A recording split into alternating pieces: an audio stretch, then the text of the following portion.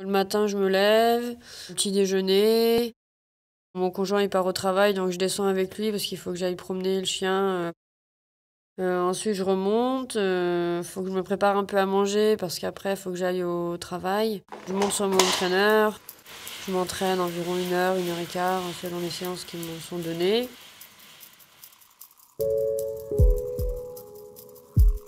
Le triathlon, c'est un sport enchaîné de 3 disciplines, la natation, le vélo et la course à pied.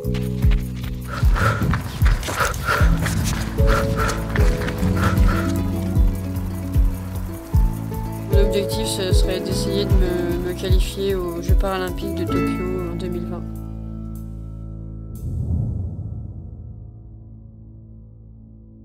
Je suis guide d'Anouk Kurzia. Elle est complètement malvoyante parce qu'il y a 3 catégories de personnes déficientes visuelles. Il y a B1, B2, B3. B1 c'est malvoyant et B3 c'est qui voit vraiment rien. Donc Anouk est B3. Donc ça a des conséquences sur le guidage, notamment sur les zones de transition entre chaque sport. Donc on commence par la natation. Dans les 3 disciplines, j'ai une guide et unique pour toute la discipline. Forcément une fille. En natation, on est attaché par un lien au niveau de la cuisse. En vélo, il se passe en tandem. Et la course à pied, on est aussi attaché, mais cette fois par le poignet. Et la distance retenue pour les Jeux Olympiques ou même en général pour le paratriathlon reconnu par la fédération, c'est 750 mètres de natation, 20 km de vélo et 5 km de course à pied. On se retrouve souvent avec Anouk quand elle rentre du travail ou quand moi je rentre des cours vers 16-17 heures, voire 18-20 heures pour aller courir, donc soit sur les quais ici, soit on se retrouve à la Tête d'Or chez moi et on va courir pendant 1 heure, 1 heure et demie. C'est comme si on était un couple, on fait quand même pas mal d'entraînements ensemble. Sur les stages, on vit plus qu'intimité. On est au quotidien H24 ensemble. Donc c'est vrai heureusement qu'on s'entend plutôt bien. Je me rends compte que d'être guide, c'est pas seulement l'aspect sportif. C'est vraiment l'aspect de l'organisation sur les courses. Il faut gérer le logement, il faut gérer réserver le billet d'avion, le camion. Il n'y a pas tout qui est pris en charge par la Fédé. Donc en termes d'organisation. Du coup, c'est vrai que c'est ça aussi, hein, c'est gérer quand on est dans l'hôtel, guider Anouk. Vraiment, l'aspect sportif, je dirais que c'est un quart de l'activité. Les principales difficultés que je peux rencontrer, c'est je suis assez dépendante des personnes qui m'entourent au niveau de l'entraînement.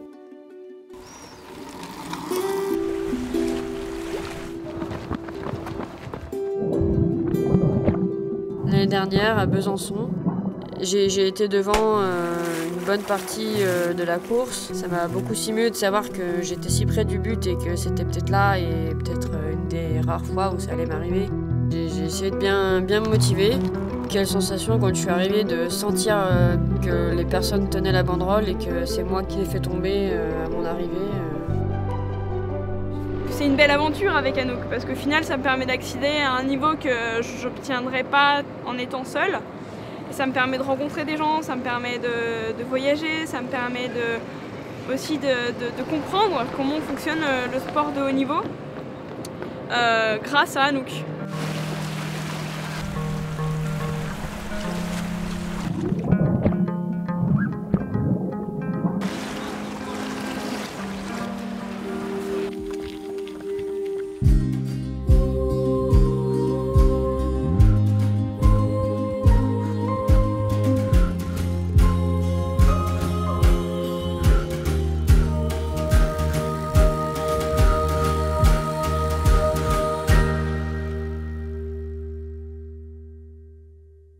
Alors on est ensemble depuis 2010, elle a commencé le triathlon en 2015 et elle me parle de projet Tokyo 2020 depuis 2 ans.